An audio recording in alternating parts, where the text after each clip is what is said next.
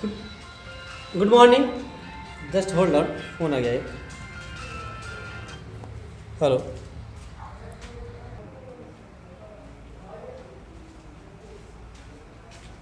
Good morning, welcome to Kate classes. बीच में phone आ गया था, डिस्टर्ब हो गया था इसीलिए। तो देखिए, हम लोग क्लास 12 का बायोलॉजी पढ़ रहे थे और उसमें एक्सटर्नल जेनेटेलिया यानी वाह जन्नांग यानी प्रजनन, मादा के जो प्रजनन अंग होता है उस प्रजनन अंग के बारे में हमने इसके पहले इससे पहले वाले पूर्व वीडियो में पूरा हमने स्टडी किया। और उसमें वाह जन्नांग क्या होता है, मैंने कहा था वाह जन्नांग में क्या होता है उसको हमने पढ़ा था। उसके साथ साथ उसमें वाह जन्नांग हमने आपका भाग से जो पढ़ा था उसके बारे में स्टडी किया था, जाने थे। उसके बाद यहाँ ग्रंथि की बात करेंगे तो ग्रंथियों दो तरह पढ़ना है मुझे, यानी मादा जन्नांग अंग में जो आपका प्रजनन के रिलेटेड यानी प्रजनन के रिलेटेड कर सकते हैं, आपका सेक्स ग्रंथि जो आएगी वो ग्रंथि यहाँ दो पढ़ने, एक बार्थोलिन ग्लैंड्स यानी बार्थोलिन ग्लैंड्स क्या होता है उसके बारे में जानेंगे, और वो एक होता है मेमोरी ग्लैंड। तो हम आज मेमोरी ग्लैंड्स क्या होते हैं ये जानेंगे। मेमोरी ग्लैंड्स मतलब होता है आस्थन ग्रंथियाँ। देखिए, आस्थन आपके जो जनन अंग होता है हमारा, उस जनन अंग से आस्थन का कोई एक देखा जाए तो एक दूरियां काफी दूरी है, ठीक है। यानी जनन प्रक्रिया में अगर वाकई में देखा जाए तो बच्चे जनन जो लेते हैं उस जनन प्रक्रिया में आस्थन ग्रंथियां का तो आपके जनन के दृष्टिकोण से रूल नहीं होता है, लेकिन बहुत आपका इसका इंपॉर्टेंट रोल है आपके जनन होने के बाद, या कह सकते हैं बेबी के पोषण के लिए। इस इनिशियल स्टेज में, शुरुआती अवस्था में जो आपका बेबी जन्म लेता है यानी जो शिशु जन्म होता है उसका पोषण जो होगा आस्थन के माध्यम से होता है। तो आस्थन ग्रंथि इसीलिए क्या होता है आपके जनन अंग के अंतर्गत हम इसका स्टडी करते हैं। यानी आपका रिप्रोडक्टिव फीमेल रिप्रोडक्टिव ऑर्गन की जब बात करेंगे तो फीमेल रिप्रोडक्टिव ऑर्गन के अंतर्गत हम आपका मेमोरी ग्लैंड का भी अध्ययन करते हैं। क्यों? क्योंकि आपको ये बच्चे को फीडिंग करने का काम करता है इनिशियल स्टेज में। क्योंकि इनिशियल स्टेज में आपका बच्चा जब भी आपका ग्रोथ बाहर होगा, निकलता है आउट यूट्रस से बाहर आएगा, तो उस टाइम आउटरस से बाहर आने के बाद तुरंत उसको जो उसका आपका पोषण करने का काम करेगा वो आस्थन ही करता है। इसलिए आस्थन ग्रंथियाँ क्या होती है, ये एक इंपॉर्टेंट पार्ट्स है, ठीक है, जिसको हमको एक बार जानना जरूरी होता है। तो देखिए, मेमोरी ग्लैंड्स हिंदी में कहेंगे आस्थन ग्रंथि। तो मेमोरी ग्लैंड्स है क्या, ध्यान दीजिएगा। मेमोरी ग्लैंड्स का निर्माण जो होता है मॉडिफाइड जो होगा आपका श्वेत ग्लैंड्स होगा। किससे होगा? दो बात याद रखिएगा, श्वेत ग्लैंड्स जो होते हैं यानी आपका मेमोरी ग्लैंड जो मॉडिफाइड होगा, जो निर्माण होगा आपके श्वेत ग्लैंड्स। किसे? मॉडिफाइड श्वेत ग्रंथि। यानी श्वेत ग्रंथियां बॉडी में क्या होती है? ऑयल ग्रंथियां, श्वेत ग्रंथियां, ठीक है, आपकी ढेर सारी ग्रंथियां पाई जाती है। उसमें जो श्वेत ग्रंथि होती है उसी श्वेत ग्रंथियों का मॉडिफाइड रूप क्या होता है? मेमोरी ग्लैंड्स होते हैं। देखिए, आस्थन की बात करें तो आस्थन मेल और फीमेल, नर और मादा दोनों में पाए जाते हैं आस्थन। यानी नर की बॉडी में भी आस्थन होता है, फीमेल की बॉडी में भी आस्थन होता है। डिफरेंट क्या है, आपका मेल का बॉडी में आस्थन का ग्रोथ नहीं होता है, जबकि फीमेल के बॉडी में आस्थन का ग्रोथ होता है आस्थन ग्रंथियों के माध्यम से। यानी उसमें क्या होता है आपका एक्टिव रहता है फीमेल में। एक्टिव होने के बाद उसमें ढेर सारी आपके कुछ ट्यूब्यूल्स पाए जाते हैं, नलिकाएं पाई जाती है, जो मेल में देखने को नहीं मिलता, एक्टिव नहीं रहते हैं। फीमेल में क्या होता है उस ट्यूब्यूल्स आपके कुछ हार्मोनल सिक्रीशन की वजह से उसमें मिल्क का फॉर्मेशन होता है, और मिल्क वही क्या करेगा आपका फीडिंग करने का काम करता है, शिशु का पोषण करने का काम करता है। तो दो चीज याद रखिएगा, आपका श्वेत ग्रंथि से क्या होगा, इसका मॉडिफाइड होगा, इसका आपका मेमोरी ग्लैंड्स का। अगर हम बात करें मेमोरी ग्लैंड्स की बात करें, ये आपका सपोजिट एक मेमोरी हम बात करेंगे, राइट। अगर हम आस्थन की बात करें, एक सिंपल आपके बुक में कुछ अलग फिगर दिए गए, यहाँ एक अलग फिगर देखने की बात करें। हमने एक आस्थन की बात किया तो आस्थन का शुरुआत जो होगा, स्टार्ट जो होता है आस्थन सेकंड रिब से होता है। कहां से होता है? Second rib. यानी आस्थन बॉडी में जो आपके हमारे चेस्ट जो होते हैं या वेस्ट कहलाते हैं महिलाओं में, तो ये जो हमारा आपका होता है इसमें क्या होगा आपके जो सेकंड पसलियां होती है, रिब्स मीन्स पसलियां, तो दूसरी पसली से क्या होगा इसका स्टार्टअप होता है। दूसरी पसली से आस्थन का स्टार्टअप होगा, यानी आस्थन मेमोरी का ग्लैंड कहाँ स्टार्ट होगा? दूसरी पसली से। और 6 पे आकर यानी 6 रिब्स में आपके 6 रिब पे आके क्या होगा आपका ये जाके स्टैंडिंग होती है, स्टैंड होता है, ठीक है। आप कहाँ पर? 6 रिब पे, यानी 6 रिब पे आके स्टैंड रहेगा। याद रखिएगा, पूछा जाता है हाई लेवल के एग्जाम में किसी भी एग्जाम पूछा जाता है तो आपका स्तन ग्रंथियों का स्टार्टिंग यानी स्टार्ट कहाँ से होता है, फर्स्ट लिप किस लिप से होते हैं, तो आपका सेकंड लिप से कहेंगे। और स्टैंडिंग कहाँ होगा, स्टैंड कहाँ होगा, स्टैंड की बात करेंगे तो आपका क्या होगा, सिक्स लिप में जाके ये स्टैंड होता है। तो दो बात से आपको याद रखनी चाहिए, स्टार्ट आपका सेकंड लिप, स्टार्ट क्या होगा सेकंड लिप से, और आपका स्टैंड क्या होगा सिक्स लिप, यानी आपका छठे से शुरुआत होगा और दूसरे शुरुआत होगा, छठे लिप पे आके एंडिंग होती है। अगर स्तन की बात करेंगे, ये क्या है आपका वाय जनांग, यही देखा जाए आपका क्या है वाय जनांग है, जो वाय रूप से दिखाई देता है, ठीक है। तो ये स्तन की बात करेंगे क्या होगा, आपका इसके ऊपर एक उभरी हुई संरचना पाई जाती है, एक छोटे से आपके दाने नमा, यानी आप कह सकते हैं उभरी चने के दाने के बड़ा या मटर के दाने से बड़ा, ठीक है। यानी अलग अलग लोगों में बॉडी में अलग अलग इसका शेप होता है, एक उभरी हुई संरचना रहती है। इस उभरी संरचना को हम क्या कहेंगे, निप्पल कहते हैं। क्या कहेंगे, निप्पल। क्या कहेंगे, निप्पल कहलाता है, यानी उभरी हुई संरचना निप्पल होता है। और निप्पल मेल और फीमेल दोनों को बॉडी में होता है, ठीक है, मेल और फीमेल दोनों को बॉडी में निप्पल ही होते हैं। एक चीज देखिएगा क्या होता है, इस जस्ट निप्पल के अंदर की तरफ एक ब्राउन कलर का यानी ब्लैक पार्ट्स कहेंगे, पूरा आपका एक पार्ट्स का काला एक धब्बा दिखाई देगा, यानी पार्ट्स दिखाई देंगे, जबकि वास्तव में ब्राउन कलर का आपका पार्ट्स होता है। इस ब्राउन कलर पार्ट्स को हम नाम देते हैं एरियोला। एरियोला क्या कहेंगे, एरियोला, यानी ये ब्राउन कलर का पार्ट्स, ध्यान दीजिएगा, ये जो ब्राउन कलर का पार्ट्स होता है इसको क्या कहेंगे, एरियोला कहते हैं। ये एरियोला जो आपका ऑर्गन होता है, यही दिखने में क्या होगा, पूरा ब्लैक पार्ट्स दिखाई देगा, राइट। तो ब्लैक पार्ट्स होगा, ये ब्राउन कलर का होता है, एक छोटे से गोलनुमा संरचना रहेगा, ये गोलनुमा संरचना को क्या कहते हैं, एरियोला। एरियोला जो होता है आपका एक बस सेंसिटिव ऑर्गन है, कह सकते हैं सेंसिटिव, यहाँ पर एक पार्ट्स है, यानी इस पूरे आपका मेमोरी का आपका सेंसिटिव पार्ट्स होता है, कौन होता है, एरियोला। सेंसिटिव पार्ट्स यानी इसमें जब क्या होता है, आपका बच्चा जब फीडिंग करता है, इसमें फीडिंग करने का तरीका होता है। देखिए आपका फीडिंग करने का तरीका ये नहीं है, फीडिंग करने का तरीका ये होता है, यानी शिशु को जो हम स्तनपान कराते हैं, तो स्तनपान कराने का जो तरीका होता है, इसको आपका पंच करके स्तनपान नहीं कराना चाहिए, ये गलत तरीका है। अगर हम इसको सिर्फ आपका स्तनपान कराते हैं, स्तनपान कराने का तरीका क्या था, माउथ का ओपनिंग पूरा ऐसे होना चाहिए, ये माउथ पूरा आपका जाके टच होना चाहिए, ये आपका स्तनपान कराने का सही तरीका होता है। बराबर, तो इसलिए आपको क्या कहते हैं, एरियोला कहते हैं। ये सेंसिटिव ऑर्गन है, सेंसिटिव पार्ट्स होता है, जब इसको टच करके फिटिंग करने का काम करता है, तुरंत आपका मेमोरी में, हमारे मस्तिष्क में सूचनाएं जाती हैं, और ताकि इसके अंदर जो आपके पार्ट्स होते हैं एक्टिव होते हैं, और दूध का श्रवण बहुत तेजी से होता है। दूध का श्रवण क्या होता है, तेजी से होता है, ये चीज याद होता है।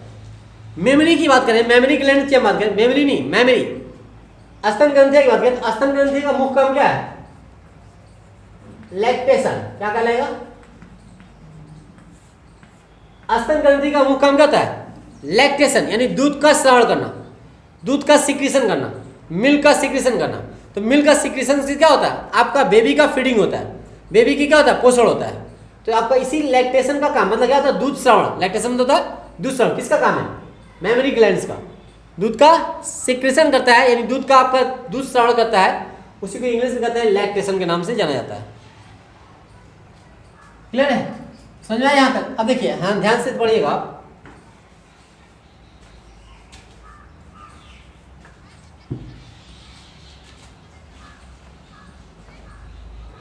ये मिटा दे रहा है, ठीक है, मिक्स कर दे रहे, ये चीजें हो गई, आपको ध्यान देना चाहिए ना। अब देखिए, अगर हम बात करें फीमेल में स्तन की बात करें, स्तन क्या होता है, स्तन पे आपका क्या होता है, वसा का आपका जमा हो जाता है, यानी स्तन के ऊपर महिलाओं में वसा का जमा हो जाता है। वसा के जमाव की वजह से क्या होता है, स्तन आपका डेवलपमेंट विकास करता है, यानी ऊपर उभार ग्रुप में क्या होता है, बॉडी के उभार ग्रुप में बाहर निकला रहता है। क्या होता है, इस पे बॉडी पे यानी क्या होगा, आपका फैट, क्या होगा, फैट का जमा होगा, यानी इसके बाहर का क्या होता है, फैट का जमा होता है। फैट के जमा की वजह से क्या होता है, ये आपका उभार बाहर निकलता है। इसमें मुख्य रोल अदा करता है कौन सा, हार्मोन, हमने बताया था, sex hormone, female sex hormone दो होते हैं, उसमें एस्ट्रोजन जो हार्मोन होगा, वही एस्ट्रोजन हार्मोन जो होता है क्या करता है, आपका उसके सिक्रीशन की वजह से स्तन का निर्माण होता है, यानी द्वितीयक लक्षण गौर लक्षण का विकास होता है। और गौर लक्षण के विकास में स्तन का डेवलपमेंट करना भी क्या है, गौर लक्षण के विकास के अंतर्गत आता है, द्वितीयक लक्षण विकास के अंतर्गत आता है। तो ये क्या होता है, आपका वसा का जमा होता है, यानी वसा का आपके जमा होने की वजह से इसको क्या कहते हैं, एडिपोस। क्या कहेंगे हम, एडिपोस। एडिपोस टिश्यू क्या कहलाएगा, एडिपोस टिश्यू, यानी क्या कहलाएगा, एडिपोस टिश्यू। एडिपोस टिश्यू क्या होता है, फैट होता है। क्या होता है, फैट। क्या है, एडिपोस टिश्यू क्या है, फैट। याद रखिएगा क्या है, फैट। यानी इसके ऊपर क्या होता है, फैट का जमा। जबकि मेल में यही आपका एडिपोस टिश्यू फैट का जमा नहीं हो पाता, इसीलिए स्तन बाहर नहीं निकलते, आउट ग्रोथ नहीं हो पाते। जबकि फीमेल का होता है, स्तन का उभार बाहर की तरफ होता है। ये कारण किसके होता है, ऑस्ट्रोजन। ऑस्ट्रोजन हार्मोन का सिक्रीशन होता है बॉडी में से, ठीक है। वो एस्ट्रोजन हार्मोन क्या, सेक्स हार्मोन है, जो आपका स्तन का विकास करने में हेल्प करता है, सहायता करता है। स्तन का विकास करने में हेल्प करेगा और सहायता करता है। राइट, क्लियर है। अब देखिए हम बात करेंगे आप मिल्क सिक्रीशन कैसे, कहाँ से होता है, मिल्क का फॉर्मेशन कहाँ से होता है और कैसे आपको बाहर आता है, वो चीज़ ध्यान रखिएगा। प्रत्येक स्तन में बताया जाता है आपके कुछ पॉलियां पाई जाती है, लोब्स पाए जाते हैं। क्या पाए जाते हैं, प्रत्येक स्तन में आपके लोब्स पाए जाएंगे। क्या पाए जाएंगे, लोब्स, जिसे मेमोरी लोब्स के नाम जानते हैं। प्रत्येक स्तन में आपके लोब्स पाए जाते हैं, जिसे हम क्या कहते हैं, मेमोरी लोब्स। क्या कहलाएगा, sorry LOBES, lobes, memory lobes कहलाएगा। और आपके प्रत्येक स्तन में लगभग आपके 15 से लेकर 20 यानी 15 to 20 आपके मेमोरी लोब्स होते हैं। 15 to 20, 15 से आपके 20 मेमोरी लोब्स प्रत्येक स्तन में पाए जाते हैं। राइट, इसी मेमोरी लोब्स में आपके अंगूर की गुच्छों की भांति, ध्यान दीजिएगा, इसी मेमोरी लोब्स में क्या होगा, अंगूर के गुच्छों के आकार का, अंगूर के गुच्छों का आकार का, ठीक है, संरचना उपस्थित होता है। इस संरचना को एल्वेलाई कहते हैं। क्या कहते हैं, एल्वेलाई। क्या कहलाएगा, इसे हम कहेंगे एल्वियोलाई। एल्वियोलाई पाई जाती है। क्या पाई जाती है, एल्वियोलाई, यानी अंगूर के गुच्छों के समान संरचना, यानी कह सकते हैं आपका सेकंड फिगर अगर हम बात करेंगे, क्या होगा आपका, इसमें अंगूर की गुच्छों के समान क्या होगा, स्ट्रक्चर होगा। क्या होगा, स्ट्रक्चर होगा। इसी अंगूर के गुच्छों के समान स्ट्रक्चर को हम क्या कहेंगे, एल्वियोलाई कहलाएगा। क्या कहलाएगा, एल्वियोलाई कहलाएगा। इसमें क्या होता है, वसा, फैटी एसिड जमा होगा। क्या होगा, ये वसा का जमा हो जाता है। यही आपका क्या है, एल्वियोलाई। राइट, इसी एल्वियोलाई जो होता है आपका दूध का सिक्रेशन करता है, दूध का फॉर्मेशन होता है। यानी दूध का फॉर्मेशन क्या होगा, इसी के अंदर होगा। दूध का फॉर्मेशन इसके अंदर होते हैं, यानी मिल्क इसी में क्या होगा, मिल्क बनाएगा। क्या बनाएगा, मिल्क। क्या बनेगा, मिल्क का फॉर्मेशन होता है। याद रखिएगा, मिल्क का फॉर्मेशन होने के बाद ये क्या होगा, 4 नली, यानी मुख्यतः यहाँ से यहाँ तक आने में 4 नली द्वारा क्या होता है, निप्पल तक पहुँचता है। यानी 4 इसमें प्रकार के डक्स पाए जाते हैं, नलिका पाई जाती है, जो नलिकाओं द्वारा क्या होता है, यहाँ पर आपके बाहर आके मिल्क जो होता है सिक्रेशन होता है। वो 4 नलिका क्या होती है, ध्यान दीजिएगा।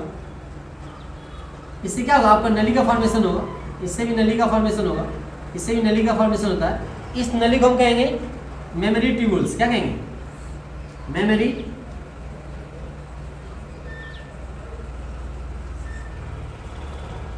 ट्यूब्यूल्स। क्या करेंगे, मेमोरी ट्यूब्यूल्स। मेमोरी ट्यूब्यूल्स होती है। मेमोरी ट्यूब्यूल्स आगे जाके क्या होती है, मिल जाती है, आगे जाके मिल जाएगी, आगे जाके एक नलिका में खुलती है। किसमें खुलेगी, आगे जाके नलिका में खुलेगी। ध्यान दीजिएगा, आगे जाके होगा एक नलिका में खुलेगी। इस जो नलिका में खुलती है उसे कहते हैं मेमोरी डक्ट। क्या कहेंगे, यानी यही आपका संरचना देखेंगे तो अगर हम बात करेंगे,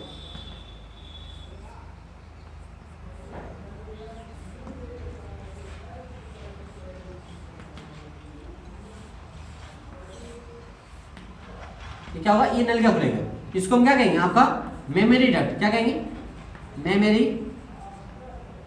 डक्ट। राइट, यानी ये आपके मिल करके ये आपके जो मिल के आपके एक नलिका में ओपन होंगे, उस नलिका को हम क्या करते हैं, यहाँ पर दिखाई दे रहा है मेमोरी डक्ट के नाम से जानते हैं। तो आप क्या आइए, आपका मेमोरी डक्ट क्या है, मेमोरी डक्ट के नाम से जाना जाता है। क्लियर है, मेमोरी डक्ट। मेमोरी डक्ट में आप क्या होता है, मेमोरी डक्ट आगे जाके फिर क्या होगा, एक चौड़े स्थान में ओपन होगा। यानी मेमोरी डक्ट आगे आगे क्या होगा, चौड़े स्थान में ओपन होता है। जैसे क्या होगा, एक आपका फुला हुआ संरचना, ये संरचना ओपन होगा, इसी फुली हुई संरचना को एम्पुला कहेंगे। क्या कहेंगे, एम्पुला। क्या कहलाएगा? एम्पुला। हिंदी में तुम भी क्या कहते हैं ना सी, बताया गया था, कब बताए थे हम? फैलोपियन ट्यूब जो होता है, फैलोपियन ट्यूब में संरचना बनी रहती है जिसे आपका क्या कहते हैं हम? एम्पुला के नाम से जानते हैं। फैलोपियन ट्यूब में वही फैलोपियन ट्यूब वाला एमपी का यानी एक चौड़ा संरचना होगा, चौड़े वाले भाग को क्या कहते हैं? एम्पुला कहते हैं। यानी दूध सिक्रीशन यहाँ से, ये आपका लोब्यूल्स, ये आपका डक्ट हो गया, मेमोरी डक्ट, ये आपका लोब्यूल्स सॉरी ट्यूबिल्स हो गया, ये आपका डक्ट हो गया, और आपका ये एम्पुला, एम्पुला में ओपन होता है। फिर एम्पुला से आगे जाके एक नलिका निकलती है जो निप्पल तक पहुंचेगी। कहाँ पहुंचेगी? निप्पल तक पहुंचती है। तो आगे नलिका जो निप्पल तक पहुंचेगी, इस नलिका को हम कहेंगे लैक्टिफेरस डक्ट। क्या कहेंगे? लैक्टिफेरस डक्ट, याद रखिएगा। क्या नाम है? Lactiferous duct. यानी इसका ओपन लैक्टिफेरस डक्ट में होगा। और लैक्टिफेरस डक्ट किससे जुड़ा होता है? निप्पल से जुड़ा होता है, राइट। यानी इसका लैक्टिफेरस डक्ट आपके निप्पल तक पहुंचेगा जो आपको बाहर की तरफ खुलता है, बाहर की तरफ ओपन होता है। क्लियर? इसी में आपका क्या होगा? आपका ये नलिका आके यहाँ मिल जाएगी, इसी को क्या कहेंगे हम? लैक्टिफेरस। क्या कहेंगे? लैक्टिफेरस डक्ट के नाम से जानते हैं। देखिए इसमें थोड़ा स्ट्रक्चर छोटा हो गया था, यहाँ पर आपको चीज़ उसी को हमने एक आपका स्ट्रक्चर ग्रुप के माध्यम से बताने की कोशिश किया है। फिर से ध्यान दीजिएगा, ये क्या है आपका? एल्विलाई। एल्विलाई क्या होंगे? कहाँ ओपन होंगे? ट्यूब्यूल्स में। ट्यूब्यूल्स कहाँ ओपन होगा? आपका मेमोरी डक्ट में। मेमोरी डक्ट कहाँ ओपन होगा? एम्पुला में। एम्पुला कहाँ होगा? लैक्टिफेरस डक्ट में। लैक्टिफेरस डक्ट कहाँ होगा? बाहर निप्पल से आपके खुले रहते हैं। इस प्रकार मिल्क का फॉर्मेशन होते हुए आपके निप्पल तक आप आएंगे, जो फीडिंग करने का काम करता है। ये चीज़ें आपका सिक्रीशन होता है। ओके, तो कुछ जो लिखा है उसको नोट कीजिए, फिर आप बताते हैं आपको। क्लियर है? नोट कीजिएगा। इस फिगर के माध्यम से समझ जाएंगे, इसके माध्यम से आपको दिखाया जाएगा, स्ट्रक्चर दिखाएगा। तो याद रखिएगा, पूछेंगे क्या? अगर हम बात करेंगे, ध्यान दीजिएगा, अगर बात किया जाए, इसको हम लाइनर ड्रॉ करेंगे। लाइनर आपका डायग्राम बनाएंगे तो आपको आसानी समझ में आएगा। तो अब क्या होता है? मेमोरी लोब्स क्या पाए जाते हैं?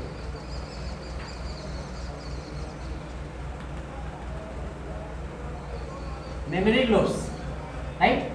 मेमोरी लोब्स क्या होता है? एल्विलाई। क्या रहेंगे? यानी मेमोरी लोब्स ओपन क्या होगा?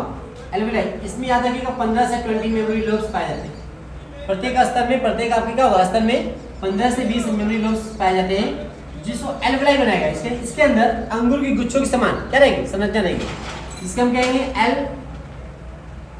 एल्वियोलाई। एल्विलाई कहलाएगा, राइट। ये एल्विलाई कहाँ ओपन होगा? एल्विलाई से मिल्क, इसी मिल्क का फॉर्मेशन होगा। क्या होगा? मिल्क का सिक्रीशन आपके इसके बॉडी के अंदर होता है, राइट। मिल्क बनेगा। तो ये कहाँ ओपन होगा? बताइए। मेमोरी ट्यूब्यूल्स में। किसमें? मेमोरी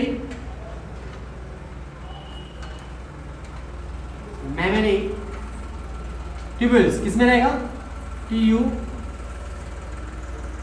TUBULS ट्यूब्यूल्स से, राइट। मेमोरी ट्यूब्यूल्स की बात करें, मेमोरी ट्यूब्यूल्स कहाँ ओपन होगा जी? मेमोरी ट्यूब्यूल्स कहाँ ओपन होगा? ये समझना आपकी इधर आइए, ध्यान दीजिएगा।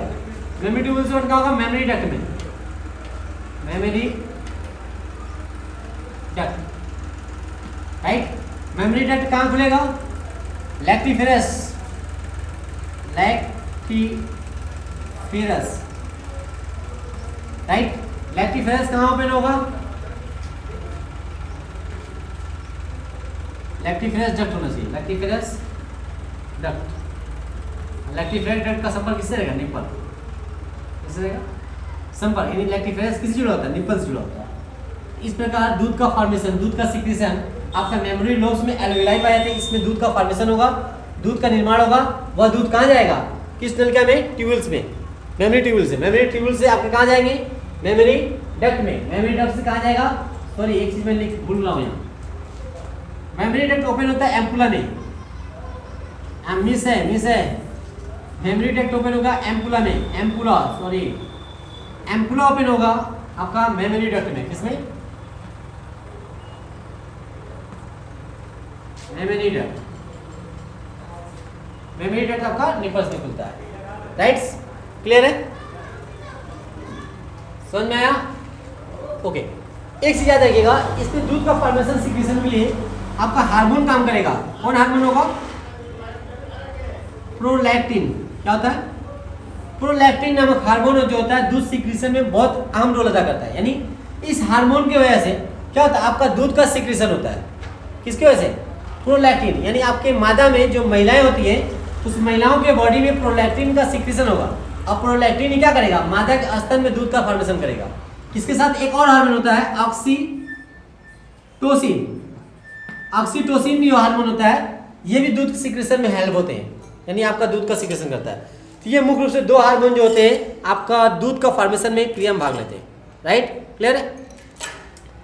एक ही इंपॉर्टेंट बात बताना चाहेंगे, ये जो आपका फैटी टिश्यू होता है, इस फैटी टिश्यू के से लेकर आपका पूरे अंदर की जो संरचना होती है वो पूरी अंदर संरचना, यानी जितने भी ट्यूब्यूल्स होंगे, डक्ट्स होंगे, एम्पुला होगा, सब एक आपके अलग प्रकार का टिश्यू से घिरा होता है, जिसे हम कहते हैं ग्लैंडुलर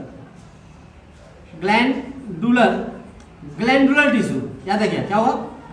ग्लैंडुलर टिश्यू, यानी ये पूरी संरचना आपके संरचना से ढकी रहेगी, जिसे हम ग्लैंडुलर टिश्यू के नाम से जानते हैं। ओके, तो ये आपका हो गया मेमोरी डक्ट के बारे में स्टडी। तो मेमोरी डक्ट में बहुत सिंपल आपका स्टडी है, उसकी स्ट्रक्चर बताइए, जो मैंने खास करके लाइनिंग डायग्राम से बहुत क्लियर बताया है। और इसमें कौन कौन हार्मोन सिक्रेशन भाग लेते हैं, ये होता है दूध का सिक्रेशन कहाँ से होगा, किस पार्ट से होगा, वो चीज़ बताइए आप। और इसका फॉर्मेशन किस रिब से होता है, एंडिंग कहाँ पर हो जाता है, वो चीज़ें होना चाहिए। और इसका मेन काम क्या है? लैक्टेशन करना, यानी आपका बच्चों को फीडिंग करने का काम करता है, नवजात शिशु को। राइट, क्लियर है? Okay, thank you, see you again.